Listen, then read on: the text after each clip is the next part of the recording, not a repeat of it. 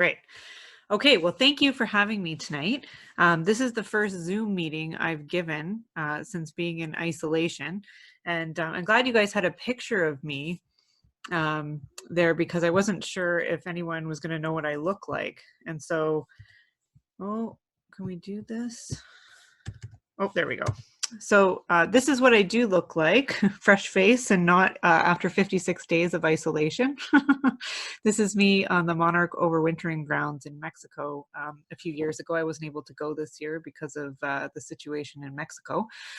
But like Chris said, I'm the coordinator of the Ontario Butterfly Species at Risk Recovery Team. And I'm really pleased to be able to talk to you tonight, even though we weren't able to meet in person. Just to give you a little warning, these are my small children. And so if you do hear any screaming or crying in the background, don't be alarmed. They're just getting ready for bed. I don't want anyone to be alarmed. So in terms of the things that I'm going to talk about today, I thought I'd give an overview of what butterfly species at risk are, or what butterfly species are at risk in Ontario. And that kind of segues into why I want to talk about mottled duskywing. I'm going to give an overview of why these species are at risk and what is being done to protect and recover these species. So specifically talking about the mottled duskywing, I'm going to be talking about the history of the projects I've been working on over the last 4 or 5 years, the recovery team that we formed and the work that we're doing, specific research projects we've decided to focus on in order to facilitate the recovery of mottled duskywing, as well as talk about our reintroduction plans. So what butterfly species are at risk in Ontario? Typically, this is where I would ask the audience if they knew what butterfly species at risk were in Ontario. But tonight I will just tell you. So we actually have 6 species at risk butterflies in Ontario. And 5 of them historically were associated with open oak savanna, prairie or meadow habitats. And those are the species that I'm most interested in. The one exception is the West Virginia white, which probably the Hamilton field naturalists would be familiar with, since they do have current populations near Hamilton, maybe even in Hamilton still, I'm not entirely sure. But that's a butterfly that lives in woodland habitats, or as opposed to the habitats that I'm going to be talking about tonight. So in Ontario, we have a surprising number of butterfly species that have been recorded here, and an amazing diversity of species representing a number of families. In terms of the species at risk that we have, or once had, the first 3 I'm going to talk to you about are the Karner blue, frosted elfin, and eastern Persius duskywing.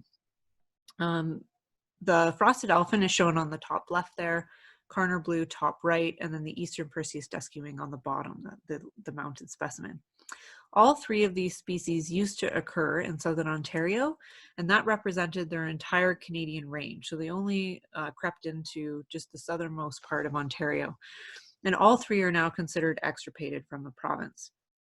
The eastern Persius duskywing actually has a federal status of endangered, but almost certainly it's extirpated. The only reason it's considered endangered still is because it's very difficult to identify. You can only really identify it by looking at its genitalia. And CSIWIC, the federal board that decides the status of endangered species in Canada, has a rule that something has to be proven extirpated for 50 years before they'll actually designate it as extirpated. But for all intents and purposes, we're pretty sure that it's gone. Now, all 3 of these species were specialists in oak savanna habitats. They were associated with their larval food plant, which is wild lupin. And wild lupin is not very common in Ontario. It is still associated with remnant patches of oak savanna, but at one time it was much more abundant within southwestern Ontario. This is the historical range of these species. So the black triangles represent the last known locations of Karner blue.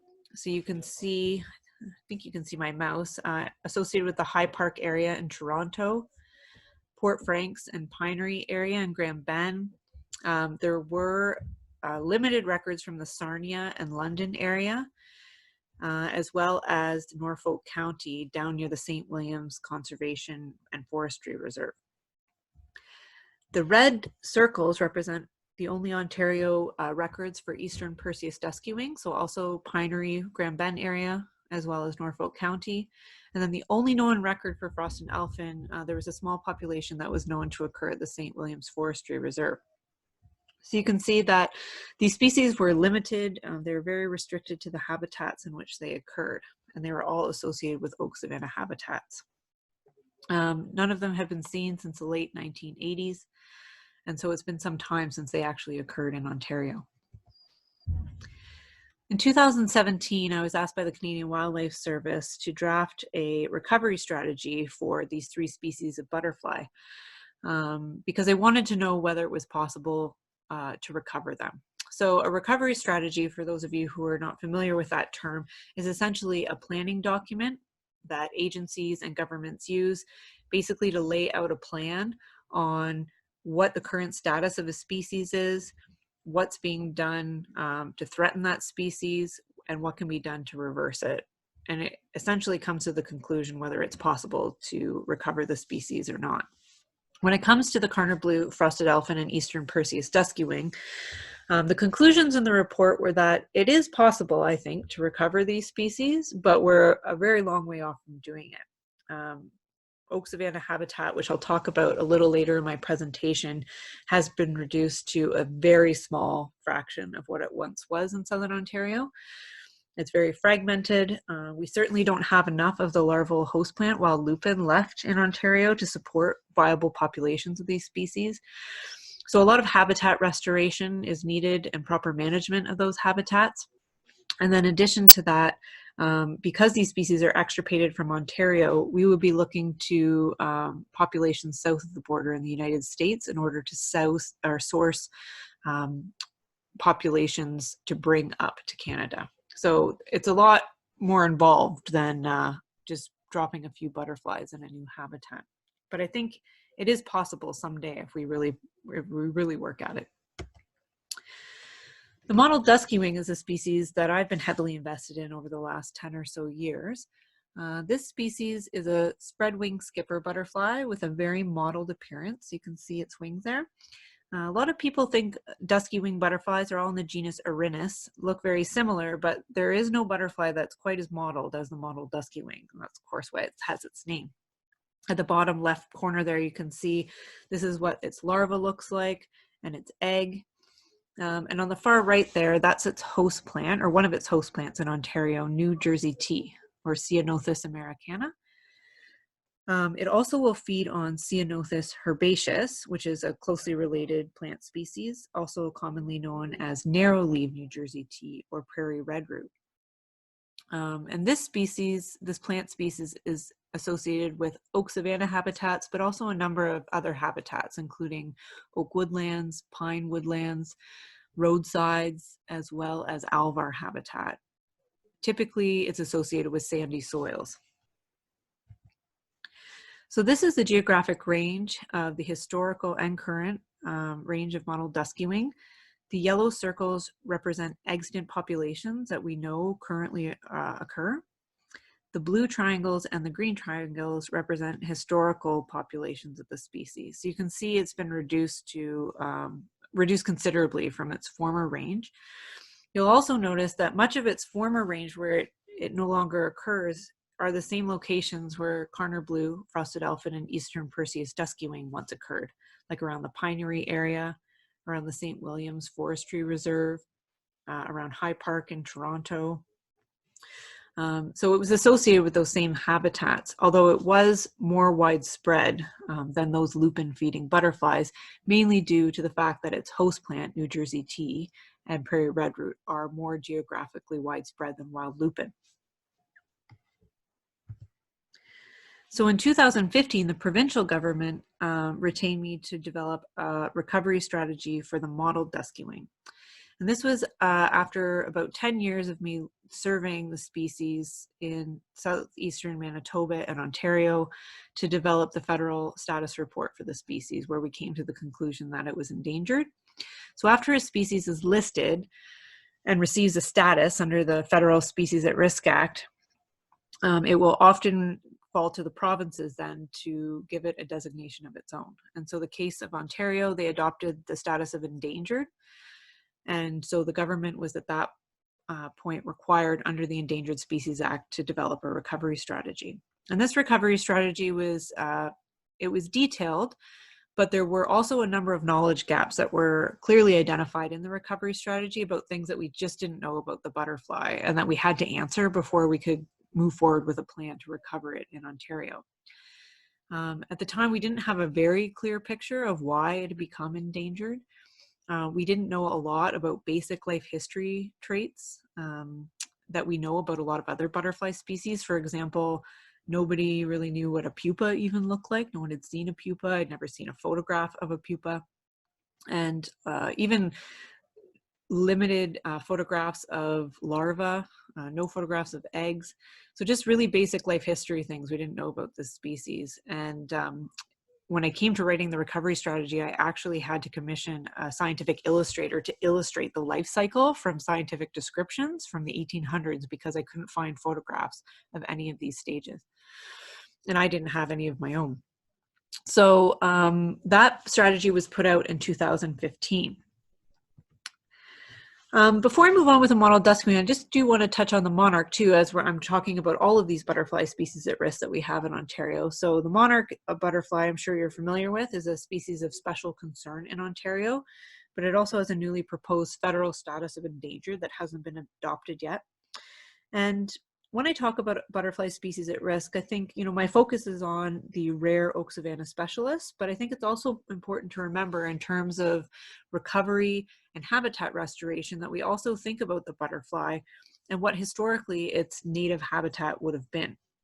The monarch is considered geographically fairly widespread and a generalist when it comes to habitat, mostly because common milkweed, the plant pictured on the top right there, is a common roadside weedy species that will grow just about in any habitat, urban gardens. The seeds spread through air, it spreads very quickly and rapidly. And so that provides habitat, breeding habitat for the butterfly throughout Ontario.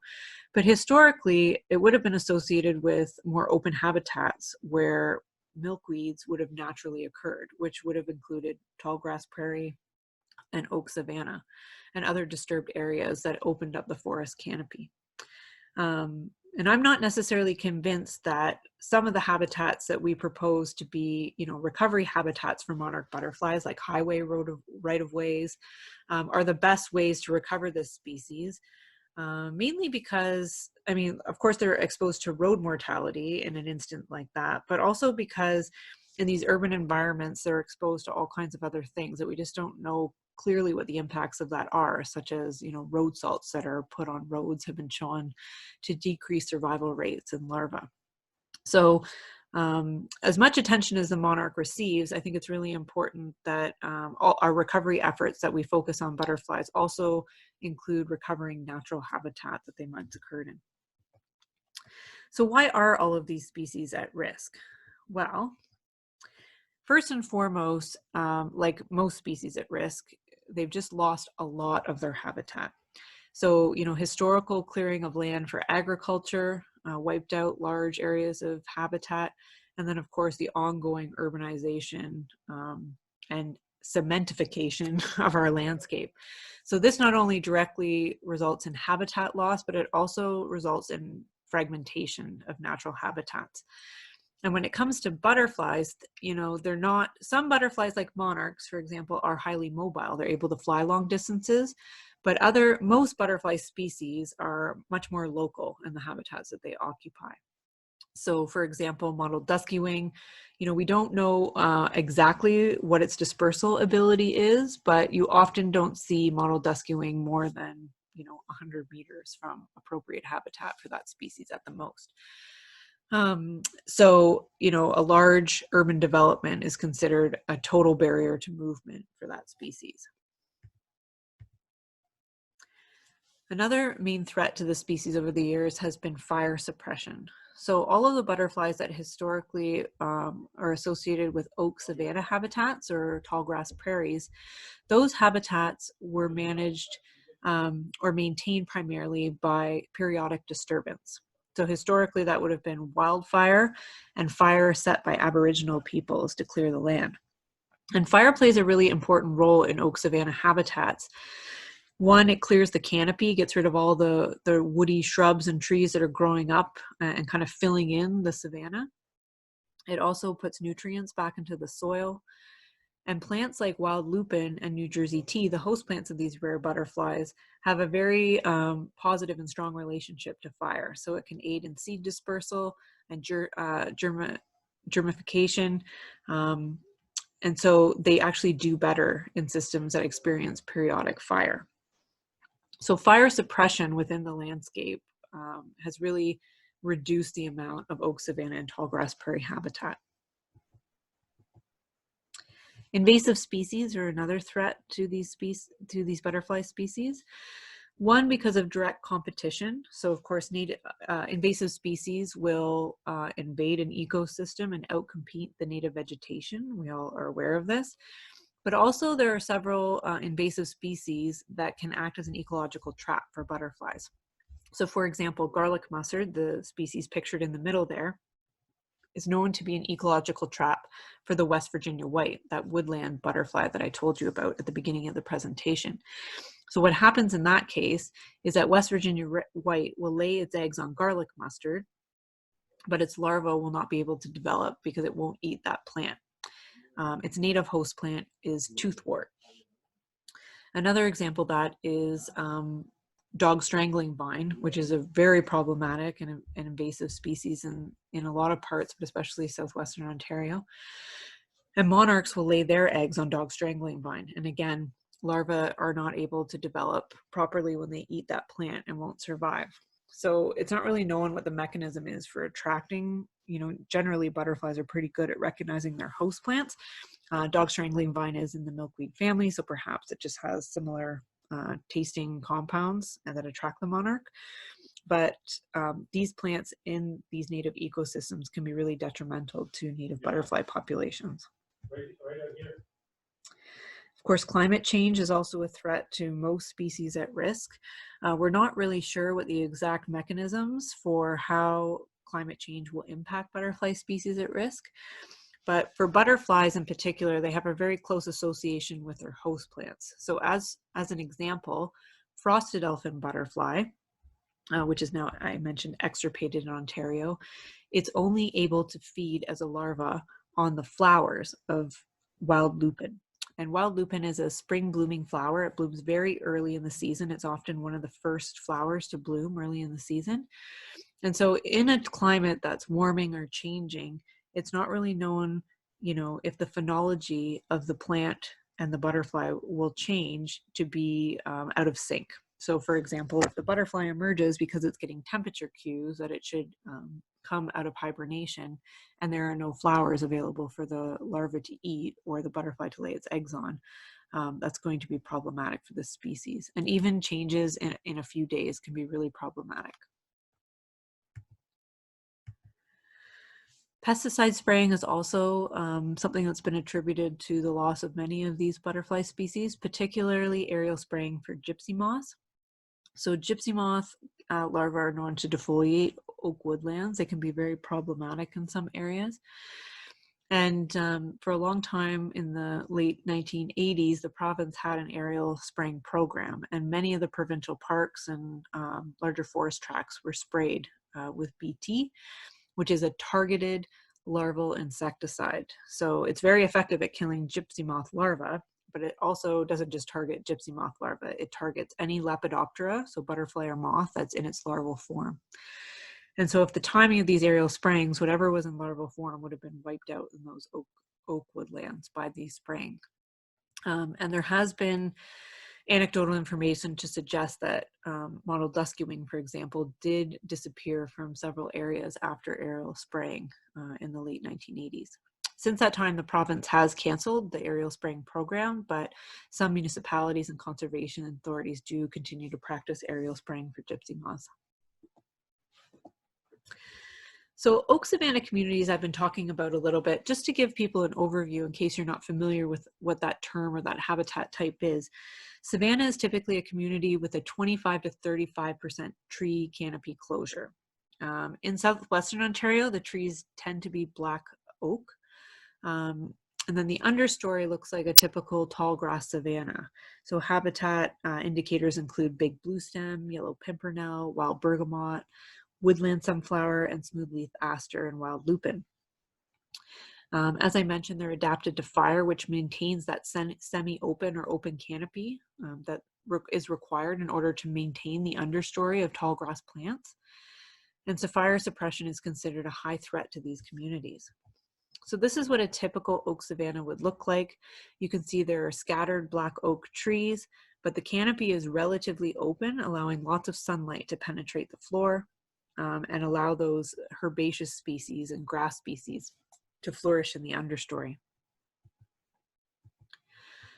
So in terms of oak savanna that used to occur, it's estimated that about 11 million hectares in North America were covered by dry sandy oak savanna and woodland, and at least 800 kilometers to 2,000 kilometers square covered southwestern Ontario. And that was before European settlement. This land was converted into agricultural land and housing developments. So what oak savanna did occur in Ontario has virtually disappeared from the mixed wood plains ecozone. The largest remaining tracts are at Pinery in the Port Franks area. So that is about 900 hectares in total. So that includes the Pinery plus smaller areas nearby like the Karner Blue Sanctuary. And then the next two largest sites after that are Windsor, Essex Prairie down by the Windsor-Detroit border, and then Walpole Island First Nation, which is a total, those two together total approximately 600 hectares. So those three largest sites represent only 1.8% of the original extent that's estimated to have occurred in Ontario. And the vast majority of remaining fragments are less than a hectare or half a hectare in size. So what remains of this habitat remains under constant threat and pressure due to fire suppression and inadequate management, as well as the fact that it's just so highly fragmented. So it has implications for butterfly species at risk recovery and the work that we're trying to do. So just to give you a visual, this is the estimated historical extent of locations where tall grass prairie and savanna sites occurred in southern Ontario. This would have been indicators either by remnant patches or indicator plants, so that's why they're points. This is the estimated extent of prairie and savanna shown in green and blue that occurs in Ontario today.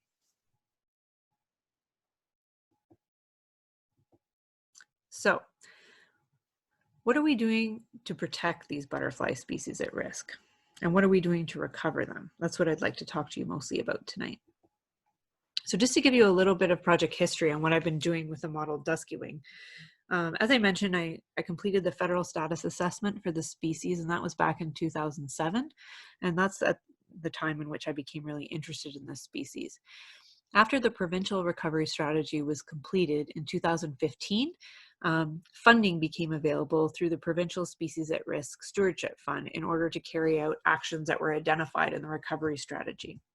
So in 2015, the first thing I set out to do was develop a standardized survey protocol and an identification guide, because I was getting a lot of questions from conservation authorities, provincial staff, and just interested in keen naturalists that, the species was listed, but very few people knew how to properly identify it. And I wanted to come up with a way that we could all survey it across the province in a standardized way. I also set out to do presence-absence surveys across the species' historical range in Ontario, map its habitat, remaining habitat at those locations, as well as start documenting nectar resources that I observed the butterfly feeding on, because very little was known about what food it required as an adult butterfly. In 2016, we started experimenting with mark recapture.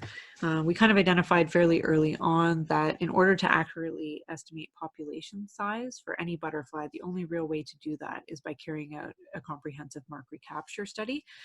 But we couldn't find any information on or studies that involve marking duskywing butterflies. And for anyone who has handled a duskywing butterfly or a moth, you're probably aware that they have a lot of scales on their wings, and those scales come off very easily when you touch them. It's that powder that you get on your fingers when you touch them, as opposed to something like a monarch that has very strong scales. They don't rub off as easily. So we knew that marking might be a challenge with the mottled duskywing. So that's why we wanted to experiment with different ways of doing that. That allowed us to get some rough population estimates at some of the sites and figure out, where the more robust populations were in Ontario. And then, of course, throughout 2016, I was carrying on with presence-absence surveys and habitat mapping. By the end of 2016, I had hit all of the populations in southwestern Ontario that I was fairly sure that it had a chance of being at. So in 2017, we decided to start surveying some of the areas where it hadn't been seen in a really long time, including Manitoulin Island. It hadn't been seen since the late 1980s. Pinery Provincial Park, there have been no confirmed records since 1990. And the Bertlands Alvar, which is up near the Ottawa Valley, where it hadn't been seen since about 2007. And the reason I was interested in those sites was because they provided fairly large areas of land. They were all in federally or provincially protected areas. And so in terms of thinking about areas where we might try to focus habitat restoration and recovery efforts, they were of particular interest because they were protected areas. So we set out to survey those. We also held a butterfly blitz at Pinery Provincial Park because it is a large area. As I mentioned, it's the largest remaining area of oak savanna in southwestern Ontario. So we wanted to make sure we surveyed it very comprehensively. And then I started working with Gard Otis on a reintroduction feasibility analysis and approach as well. So out of those 3 parks that we surveyed, Manitoulin Island turned out to have almost no New Jersey tea anymore. All the areas where it historically occurred were totally overgrown with juniper. Again, it was mainly, we feel, due to lack of fire on the landscape. So the woody shrubs were just able to kind of overrun the habitat and shade out the New Jersey tea. At Bertlands Alvar, a similar story. The habitat had been greatly reduced. There wasn't a lot of host plant, mainly just due to improper management for the habitat and lack of disturbance. But Pinery, what we found was something different. I'll talk about that after. So at Pinery Provincial Park, in the late 1980s, it was documented at the park, this is around the time the Karner blue and eastern Persius duskywing disappeared from the area, that all of the oak savanna habitats and open habitats within the park were virtually gone. And this was mainly due to a big push after the Second World War to plant trees within the pinery, hence the name Pinery, as well as fire suppression within the park. So it was a very heavily wooded area with no openings in the canopy anymore. And New Jersey tea had essentially disappeared from the park, and that remained was totally overbrowsed by white-tailed deer, which weren't being managed very effectively in the park. They were just totally decimating all of the flowering plants. But what we found when we visited the park in 2017 was that due to the incredible efforts of park staff and management, that over the last 20 years, the pinery has undergone a massive transformation. And that's mainly due to targeted prescribed birding, a deer management program, and then active restoration to seed in plants as well. And now New Jersey tea is one of the most abundant understory plants in the park. So I put together this habitat suitability map of Pinery Provincial Park. The green areas you can see are the most suitable habitats for mottled duskywing.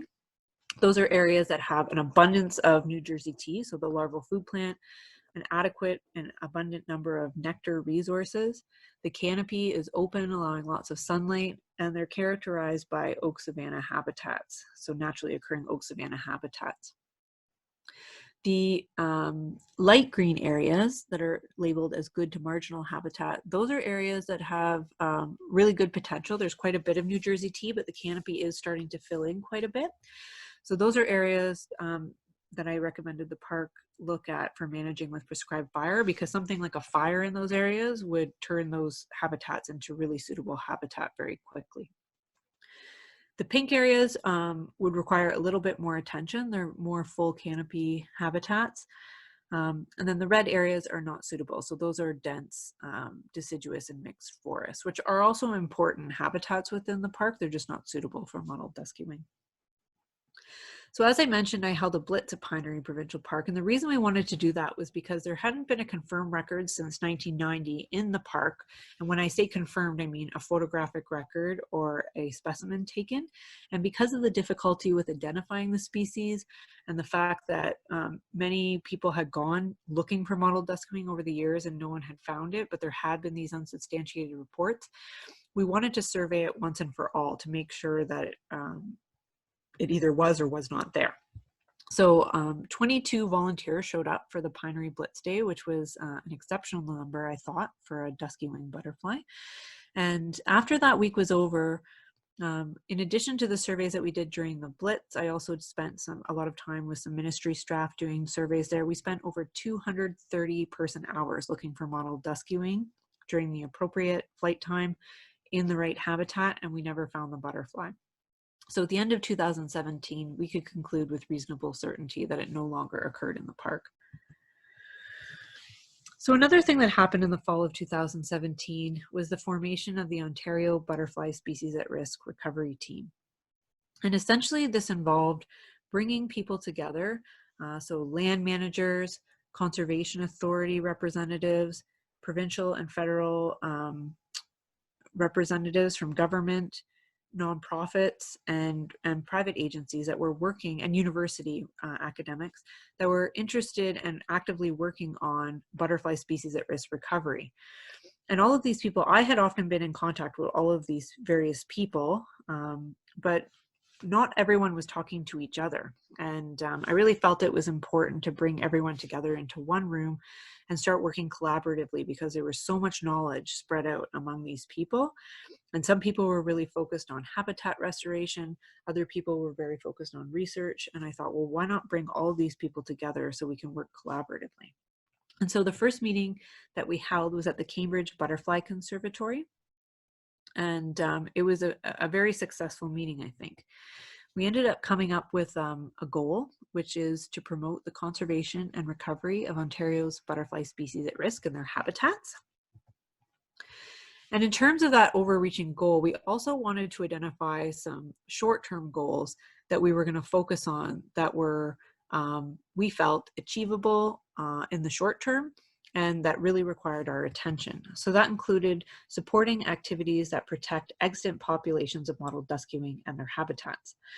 Up until this time, there were several groups that were focused on recovering Karner blue butterfly, the lupin feeder that had been extirpated from the late 1980s.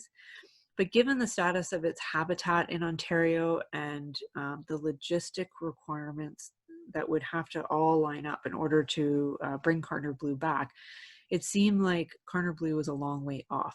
But mottled duskywing was a species that was endangered and it was present in Ontario currently. So why not focus our efforts on something that needed our attention right away? So that's what we decided to do. Complete and support activities which result in the reestablishment of mottled duskywing at formerly occupied sites. Conduct and support research that fills in knowledge gaps identified in guiding recovery documents for Ontario's butterfly species at risk. So not only are we working to recover mottled duskywing actively on the ground, but we're also at the same time supporting research that helps fill in knowledge gaps for these other oak savanna specialists, so that as we're doing things like habitat restoration, we can actively be restoring habitat, not just for mottled duskywing, but for collectively the oak savanna butterfly communities that once occurred in Ontario. Support the creation and enhancement of butterfly species at risk habitat and oak savanna habitat in Ontario. Provide support to land managers, give them the tools they need in order to carry out these tasks. And conduct and support public outreach and stewardship activities. So getting the word out there about what we're doing and why it's important.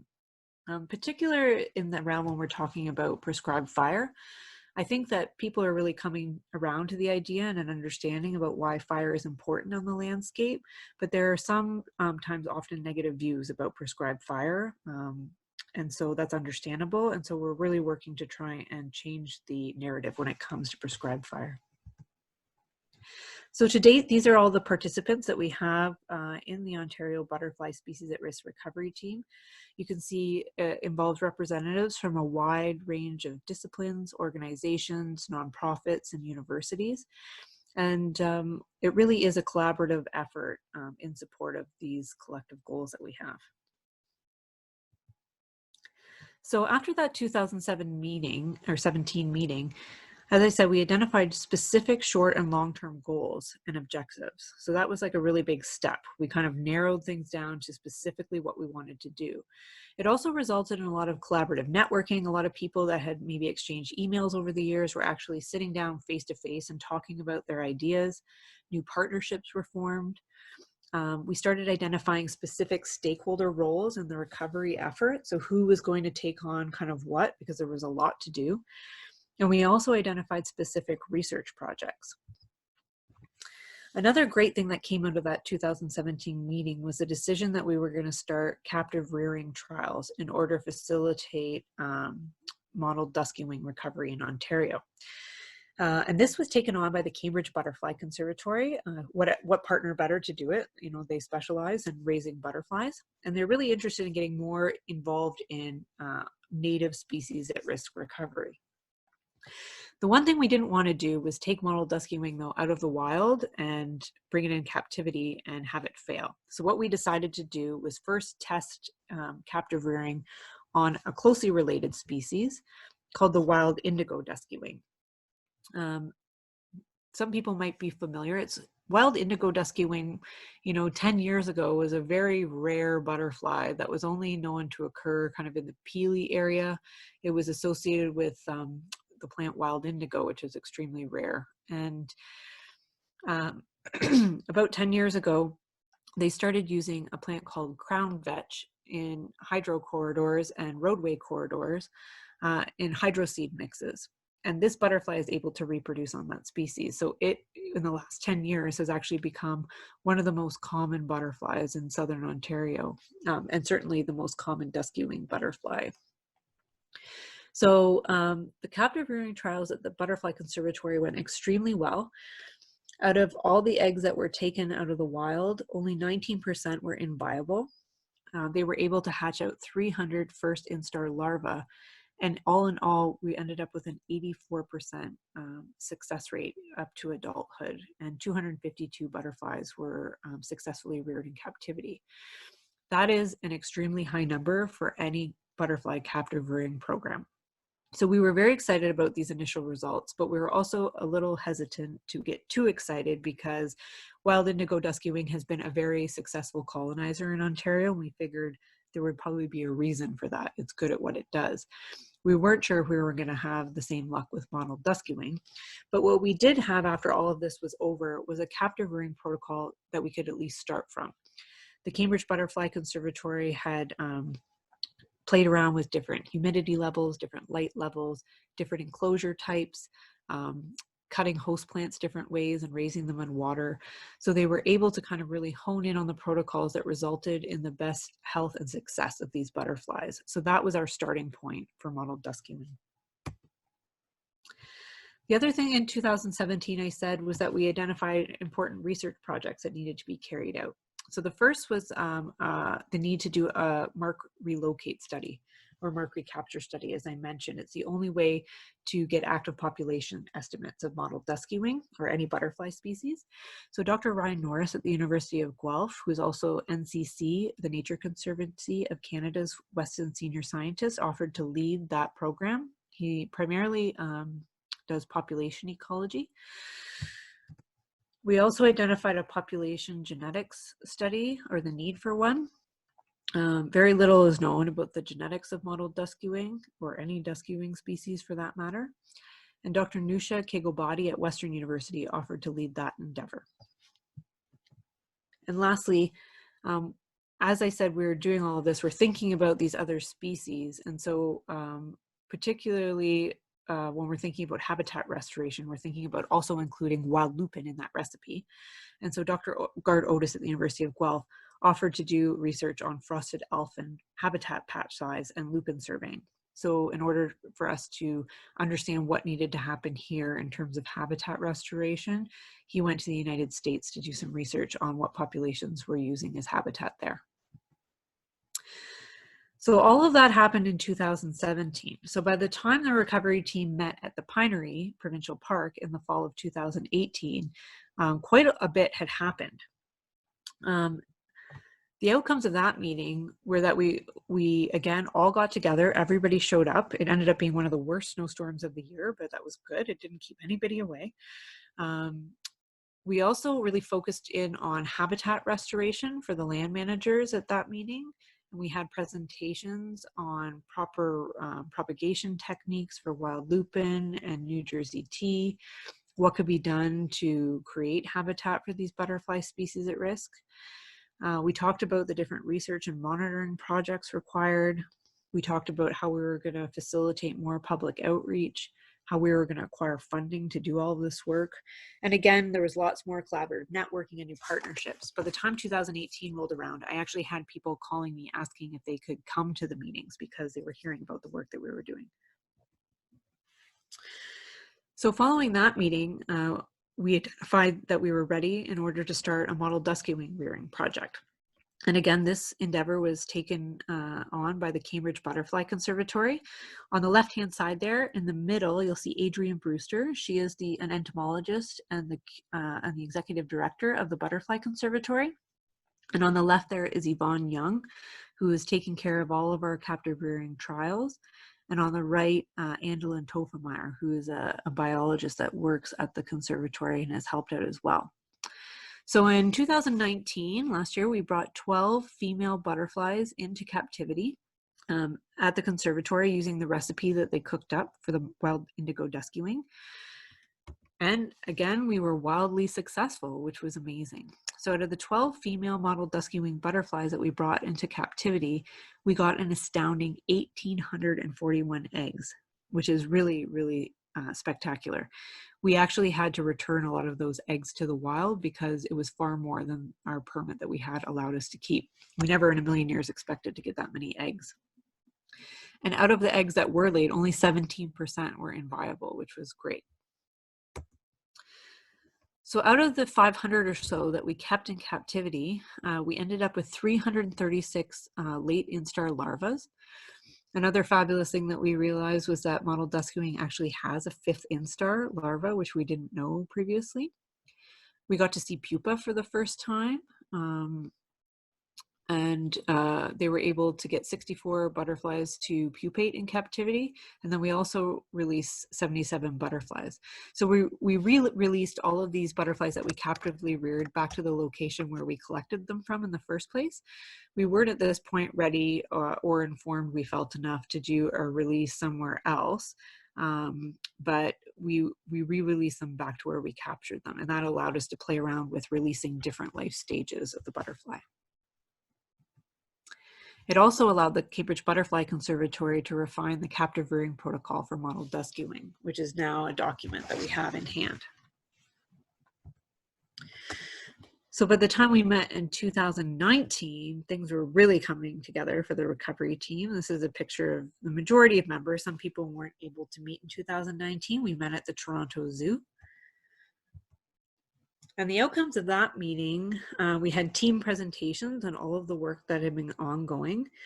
We decided to formalize the structure of the team. So we actually came up with the terms of reference. We decided that we're going to develop a logo. They elected a chair, which I had been acting chair for 2 years, and they formally voted me in as chair. And we decided at that point, based on all the information and the presentations from the various team members, that we were ready to start thinking about our first reintroduction to a previously occupied location. And the choice based on the work we had done was Pinery Provincial Park. So at this time, we decided to plan it for 2021. So now what? This is kind of where we've come to now. Well, one thing we had to figure out was that we had all of these grand plans. How are we going to pay for it? Up until this point, starting in 2015, the majority of work that myself and collaborators that are on the recovery team now had been doing were funded by provincial funds through the Species at Risk Stewardship Fund. We'd also gotten a few other grants through NSERC or MyTax through the collaborators that we had at the universities. But basically it was on an annual cycle. So we were constantly applying for funding and trying to find funding for the previous year. And it's really hard to plan for something long-term like a reintroduction if you don't have secured funding for a number of years. And so around this time, NSERC announced a new industrial academic partnership grant called the NSERC Alliance. And that basically was looking for partnerships very similar to what the recovery team was already doing. So partnerships that involved academics, industry, and nonprofits working together to come up with some sort of research project. So Dr. Ryan Norris offered to lead the NSERC Alliance grant as a principal investigator, and Nature Conservancy of Canada is the main partner in that grant. And so as part of that grant, we identified the main goal to be the recovery and maintenance of self-sustaining populations of endangered mottled duskywing. So that's the overreaching goal. And then there's essentially four pillars of that goal, or four things that we're focusing as part of that grant. The first is, of course, reintroduction and augmentation of existing populations that are, we think, below the minimum viable population size. The second is filling in critical knowledge gaps in distribution and dispersal. And that's not only in Ontario, but also in Quebec, where the species is considered extirpated, as well as southeastern Manitoba, where very little is known about its distribution.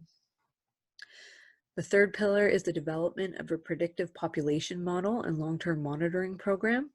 And the last one is public outreach and education. So the way the NSERC Alliance grant works is that it's a 5-year grant, and for every dollar that you can come up with as a cash match, NSERC will match it 2 to 1. So it's a fabulous grant if you can come up with a cash match. Most of the grants we have been working with up until this point, like the Species at Risk Stewardship Fund, also require the person applying for the grant to come up with matching funds, but they could be in-kind contributions. So, just staff time, donating their time, whereas this, you needed cash. So we set out to raise money in order to get this NSERC grant. The minimum cash match that we had to come up with was $50,000 per year over 5 years. And it took a while, but we successfully were able to raise that money. And so the main contributors to the grant were Wildlife Preservation Canada, the Nature Conservancy of Canada, Lambton Wildlife Inc., as well as the Weston Foundation. So these are the main contributors, or sorry, the main partners in the grant. So you can see the Norris Lab and Nature Conservancy are the main partners. And then there's also all of these collaborators around the outside. So Natural Resource Solutions, where I work, Wildlife Preservation Canada, Ontario Parks, the Cambridge Butterfly Conservatory, Alderville Black Oak Savanna, and Western University are all partners in the grant. So the outcomes of this grant are that we were successful in securing. We just found out fairly recently, and we were able to obtain a PhD student who will be starting on contract this summer, and then she'll officially be starting her PhD in the fall. We will be able to fund up to 5 master's students over the next 5 years, so that's 5 master's projects, as well as up to 12 or more summer students. So we have an amazing now army of students ready to work on mottled duskywing. So the main idea with the NSERC Alliance is, like I said, to build maintaining self-sustaining populations of mottled duskywing. So this is the map that I showed you at the beginning of the presentation of the historical and current extent of mottled duskywing. So our first planned reintroduction is going to be at Pinery Provincial Park. The second introduction we're hoping will be in Norfolk County on an NCC property near the St. Williams Conservation Reserve. And then we're also thinking about augmentations in smaller populations across Ontario. And so these efforts that we're going to be working on over the next 5 years actually have the potential, if they're successful, to remove or downlist mottled duskywing from the endangered species list. So one of the most important things I think to think about when we talk about the work that we'll be doing on mottled duskywing is that we're not just thinking about mottled duskywing. We're thinking about the other butterfly species that are going to benefit from this recovery effort. So to date, there's never been a reintroduction of a butterfly species in Ontario. And we have several butterfly species that are at risk. And the work that we're doing is going to inform what we're able to do in terms of recovery for all of those other species. What we do for those species is going to be beneficial for rare oak savanna habitats because we're going to be restoring habitat, monitoring habitat, learning more about it, and teaching people about why it's important to protect this habitat. And this habitat is not only important for butterfly species at risk, it's important for a huge variety of rare and endangered wildlife in Ontario and Canada, including things like eastern hognose snake, rusty patch bumblebee, and red-headed woodpecker. So as I mentioned, some of the outcomes of this grant, we're going to have graduate level research projects in applied conservation. We'll be able to fund the rearing program for the next 5 years. We have funds to do habitat restoration and active management, as well as do research on different management techniques and what works the best. Develop and implement long-term monitoring programs of reintroduced and extant populations. Continue public outreach and education. And then actually conduct reintroductions and population augmentations and fill in some of these knowledge gaps about distribution in Manitoba and Quebec. So some of the ongoing research activities include a genetic study. So the project that was identified in 2017 is being needed, has been started. This is Shayla Cruz. She's a master's student at Western University. And Shayla and her advisor, Nusha Kegobadi, are going to be developing the genetic markers for mottled duskywing. And Shayla's part of her field work is collecting non-lethal wing clips, so tissue samples from mottled duskywing butterflies across their range in Ontario, but also getting samples from Manitoba, as well as the United States, so we can build a genetic map of the species. And that's really important to inform recovery activities. She's also been able to get samples from pin specimen from the pinery. So having a very good idea of what the genetics were in that population prior to its extirpation is important, because we want to make sure that we're not producing genetically the species won't be suited for the Pinery Provincial Park. The second project that's ongoing is a mark reciting study. So the woman that's pictured in the middle there is Angela Demarche. She's a master's student in Dr. Ryan Norris's lab at the University of Guelph. And she's been conducting a mark recapture study at 2 different sites in the Rice Lake Plains. These are 2 of the largest populations we know about. And so it involves individually marking butterflies throughout the entire flight season. And that will give us a really good idea of population size as well as survival of adult butterflies. So next to nothing is known about those 2 aspects of this butterfly's life history. We also, like I said, don't know anything about dispersal. So by marking individual butterflies and tracking them over time, we can tell how they move within their habitat. So Angela's going to be collecting that data. She collected her first field season last year. She'll be collecting data again this year. And then the PhD student that is starting in the fall will also carry on with that mark reciting activity. And that will allow us to develop a population model for this species, which will also be very important to informing what we do in terms of captive rearing, as well as reintroduction. How many butterflies can we take from a population before there's a negative impact? How many butterflies do we need to take in order to establish a genetically diverse captive stock that we can use for recovery activities? And how many butterflies do we need to reintroduce to a location in order to provide a system with a self-sustaining population?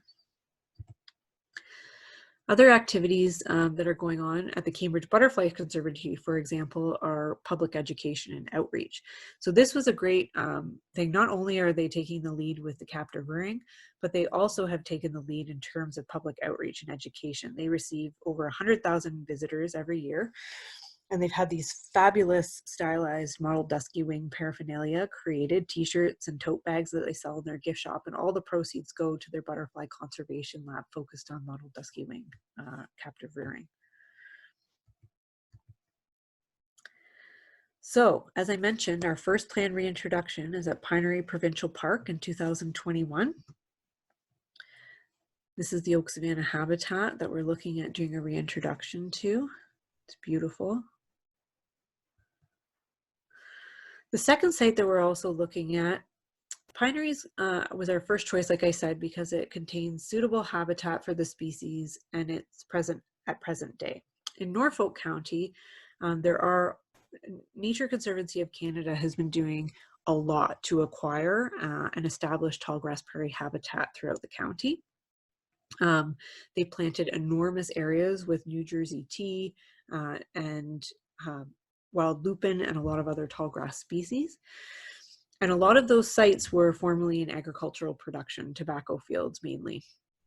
So we're really interested to know if a site that's been taken out of agricultural production and actively restored into a tallgrass habitat could also support reintroductions or introductions of mottled Duskywing. So we've been working with the Nature Conservancy on a potential project to introduce butterflies to one of their properties in probably 2024 we're looking at. So with that, I'd like to thank you for your time and attention. And I'd be happy to take questions. This is my contact information.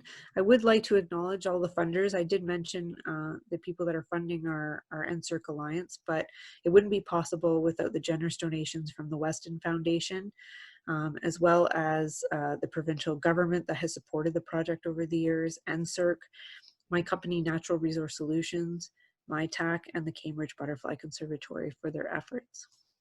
Thank you very much. Thanks very much, Jessica.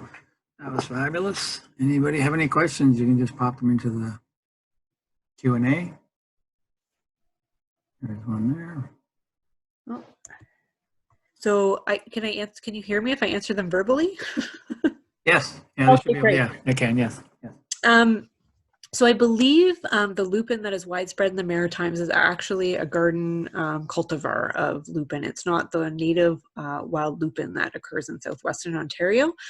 And it's only that native species that the lupin feeding species at risk butterflies can feed on.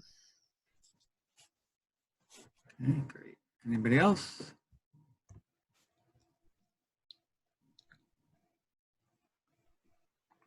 Going once, going twice. Okay, well, that's fabulous. That was a great webinar. We got one more here. Can you speak about your visit to Mexico? There you go. Oh, yes. So the question is, can you speak about your visit to Mexico? I've been visiting the Monarch overwintering grounds. I think I've been there about 5 times now, and I actually lead tours for Quest Nature Tours to the butterfly overwintering grounds every year in February. I first visited on my own a number of years ago, just out of interest. I felt like I wasn't a real butterfly biologist if I hadn't been down to Mexico to see the monarchs. And I will tell you one thing, it is the most spectacular thing you will ever see in your life. So if you ever have the chance to visit, I would. Right now, there is a travel advisory for Mexico, and that was before the COVID situation started. But I'm hoping that that situation will be relieved soon, because the place where the monarchs overwinter is very high up in the mountains, and the tourism there that is associated with the monarch colonies is really important to the local people that live in these small villages and make their living off ecotourism. So I'm really hoping that tourism will pick back up in that area after this pandemic is over. The next question was, can you say where the restoration location is around Hamilton? So sorry if there was a misunderstanding there. There's actually no active restoration location that the recovery team is doing around Hamilton. It's in Norfolk County, down near Walsingham. Although I will say that the Halton Conservation Authority has been doing some active restoration in their watershed in and around the Glenorchy area and the 6 Mile Creek in order to add more New Jersey tea to that area, because there are small populations of mottled duskywing in the Halton area. The next question, how can we semi-urban homeowners help? Well, that's a great question. I mean, the great thing about butterflies is that their habitat is relatively simple to create. I mean, you know, I'm talking today about some wide scale, you know, efforts to restore really rare oak savanna habitat, but there are many butterfly species that occur locally that are really important to our ecosystems and our biodiversity, that occur in semi-urban landscapes that you can provide habitat for in relatively small areas in your yard. So, you know, things like just that you hear preached all the time about planting native plants, you know, getting familiar with what species you can expect to find in the Hamilton area. I believe that Alan Wormington published a document that outlines the species of butterflies in Hamilton. And, you know, a simple Google search to understand what their host plants are, and planting those plants in your garden can do a lot. So, I mean, the biggest thing, you want to have a combination of larval host plants that they can lay their eggs on, and then nectar available. And having nectar available, you know, throughout the spring, summer, and fall is really helpful as well. Would it be possible to have organized migratory protection areas for the monarch? That's a good question. I mean, certainly in southwestern Ontario, we have habitat that they migrate through, and the biggest areas that are protected are in relation to stopover areas. So those are areas where the butterflies congregate, primarily along the southern shores of, the northern shores of Lake Erie and Lake Ontario. And the butterflies tend to congregate on points, so like Point Pelee, Long Point, Prince Edward Point, and all of those are protected natural areas. So that's, you know, an important first step. And then it seems like the United States is doing a lot to try and restore habitat within the Midwest. And that seems like a lot of butterflies kind of get lost in the mix there. It's an area that's been so heavily farmed that a lot of the native habitat has been lost. So it seems like there's a lot going on there to kind of fill in that gap again. Is there a guide or blueprint for gardeners of what rate and what plants, ideally a backyard sanctuary? There are a ton of books and literature available on backyard gardening, and specifically for butterflies. I would say check your local library, but you're probably not allowed to go there right now. But even just online searching, you can find stuff. And some of the key things are just, like I said, host plants, nectar availability throughout the year, having an area that's sunny is important. And if you build it, I mean, they will come. I had a house that I bought that had very little native vegetation. And the first year, the only butterfly I had there was a cabbage white. And after 6 years of putting in native plants and building up my nectar resources and host plants, I had a yard list of over 20 species. So it could take time, but it is possible and it will happen. Susan McMillan's asking, how many New Jersey tea and lupins do we need to help sustain the populations? That's a good question. So one of the things that we're trying to answer with regard to mottled duskywing is something called density dependence. So the Cambridge Butterfly Conservatory and the Norris Lab are, right as part of the captive rearing work, are also doing trials on putting different number of larvae in enclosures with the same amount of host plant, so they can test at what point does the host plant become a limiting factor. And that's going to help us understand, you know, how much habitat butterflies need in order to successfully reproduce and survive. In terms of the lupins, most of the research that we know that has been done on Karner blue and frosted elfin says that Karner blue requires pretty massive amounts of habitat. So typically about 150 acres of wild lupin kind of distributed in a patch network. Frosted elfin needs a smaller patch size, and that's why In addition to Mottled Duskywing, the recovery team's kind of thinking more about Frosted Elfin at this point than Karner Blue, mainly because they require a smaller amount of lupin. And someone just suggested, I think for the people asking about gardens, check out the Hamilton Pollinator Paradise Toolkit partnership between HNC and Environment Hamilton. So thank you for that.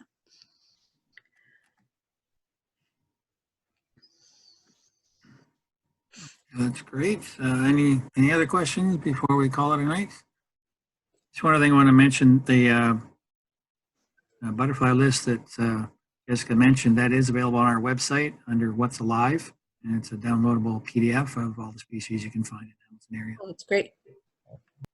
So I just want to thank Jessica very much for her expertise and her effort to put the presentation together for us tonight, and I really thank you wholeheartedly for that, and hopefully we'll see you in person sometime, maybe at a meeting or in the field somewhere. That would be great. And have a great evening, and hope to see you soon in person, in real. Take care. Thanks, everybody.